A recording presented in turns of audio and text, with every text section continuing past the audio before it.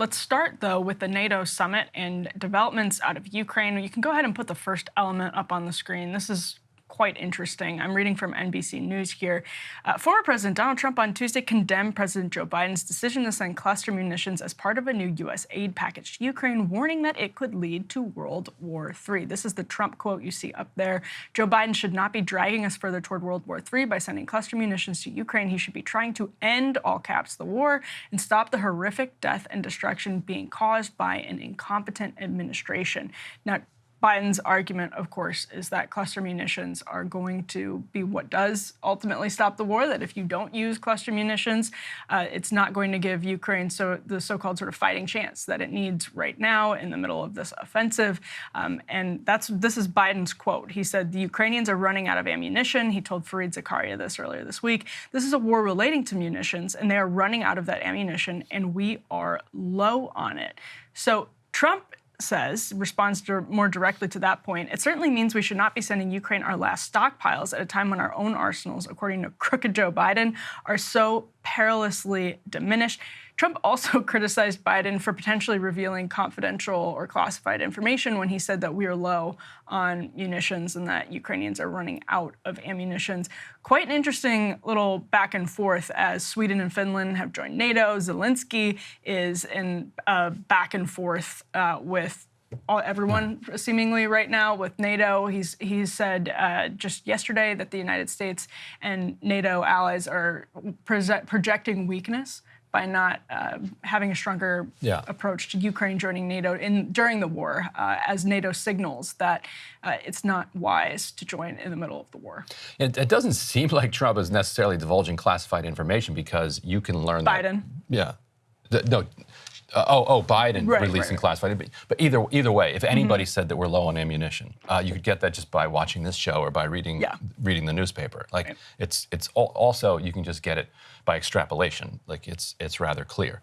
And you're having people on background make the argument that one of the reasons they need these cluster munitions because they're running out of their regular munitions. But the gnarlier argument, the more disgusting argument that you're hearing being made, is that, look, Ukraine is already desiccated anyway, that all of this land is already covered with landmines, that the Russians have used cluster munitions that are going to sit there and blow up kids for decades to come. So what's a few 100,000 extra cluster munitions tossed around the breadbasket? That's really the argument that's being made. And if I would just say to people that if you're making that argument, like if you're working that through in your head, stop to think where you are. And step back a second. That if something's so bad that therefore your argument is it's okay to make it worse, like you've taken a wrong turn somewhere probably. What will be interesting to watch is whether or not Trump jumping on this blunts the bipartisan momentum that was building against sending cluster munitions over to Ukraine. Just at the end of last week, Sarah Jacobs, representative from California, and Ilhan Omar introduced an amendment to the NDAA to say there will be no cluster munitions transfers anywhere, not just Ukraine, but anywhere. You had 19 Democrats then on Friday, sent a letter to the administration making basically the same point. In order to get onto the floor, they need Republican support. And so that started to come first in the form of Representative Matt Gaetz. Let's roll Gaetz here. Democrat Congresswoman Sarah Jacobs, who we've criticized a great deal on this show for some of her views. She's probably criticized me a great deal for some of mine. But she has introduced an amendment to the National Defense Authorization Act that reads, "Notwithstanding any other provision of law, no military assistance shall be furnished for cluster munitions. No defense export license for cluster munitions may be issued, and no cluster munitions or cluster munitions technology shall be sold or transferred." And what I'm here to tell you is that I'm going to be the Republican co-sponsor of the Jacobs Amendment before the House Rules Committee. We have an opportunity with bipartisanship to stand against the warmongering Bidens. And these cluster bombs will not end the war in Ukraine. Let's look at the countries where cluster bombs have been used: Laos, Lebanon, Afghanistan, Yemen, Syria. Cluster bombs are features of the world's bloodiest and most inhumane wars, and some of the longest. It's hardly the cornerstone of a path to peace. One side note on journalism today. So I was working Monday all day on reporting out this story, and I'm hearing from Capitol Hill sources, Matt Gaetz might be willing to co-sponsor this, and I'm like, so I'm looking for extra sources, going to try to report this out, and then somebody's like, I think he's saying it on his podcast right now. What do you mean his podcast? What kind of world is this? It's what like what am I even here for? Yeah, just go away. Yeah, my role here is done. Yeah. Like he's just gonna grab his mic and just break the news right there on his little podcast. Which is I was still able to sort of break the news. I'm like, I went and found his podcast and quoted his podcast. But it's different than, when reporters are in the hallway talking to people and getting news. It's I don't know, man. What are we even doing anymore? This is the best news ever for people on Capitol Hill, like members watching this. They're like, Ryan Grim gives up on journalism. Done. I can't anymore with this. But so with Gaetz supporting Jacobs' amendment, that means that it has a better chance of getting through the Rules Committee, but it also needs Democrats on the Rules Committee. Good news for opponents here is that Jim McGovern is the ranking Democrat on the Rules Committee. We talked about him recently, and he was going a little bit wobbly on some sanctions positions, but here he came through for them. Let's roll McGovern. Either of you have an opinion of whether or not the House should be able to debate the issue of cluster munitions or not, but if you have an opinion, I'd love to hear it. It's fine with me. Fine with me too. I mean, I think. Good.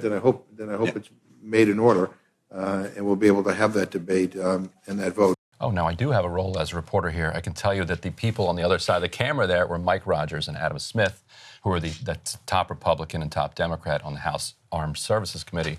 And so for McGovern to get them on record saying, you know what, we're fine with having this vote, means that it has a better shot of being, quote, ruled in order.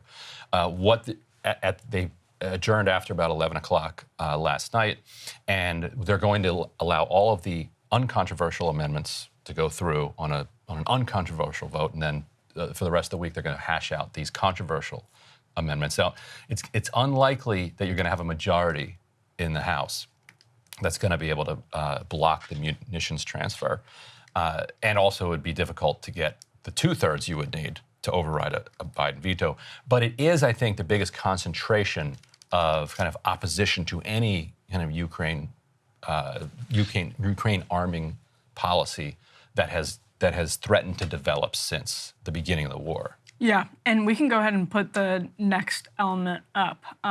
This is Jen Psaki responding to questions, obviously a long time ago, because Jen Psaki's been gone for a long time. This is about a year ago, yeah. Yeah, probably a little bit more than a year ago, I would guess, like maybe spring. Early 2022. Yeah, early 2022. Take a look. Violence will be tolerated against civilians in this manner that's illegal and potentially a war crime. It would be. I don't have any confirmation of that. We have seen the reports. If that were true, it would potentially be a war crime. Obviously, there are a range of international fora that would assess that. So certainly, we would look to that to be a part of that conversation. Right, so it's Jen Psaki being asked about, and at the beginning of the question wasn't there, but that's her being asked about Russia's use of cluster munitions in war. Potential war crime. February 28th, 2022. Right. February 28th. Right. And so will they still be looking to the range of criteria that she referenced just there to determine whether or not there's a war crime should this go ahead? And the funny thing about this is that there is a convention against cluster munitions that was signed in 1997. More than 100 countries have endorsed it. But I guess it doesn't count as the international rules-based order because we didn't sign on to it.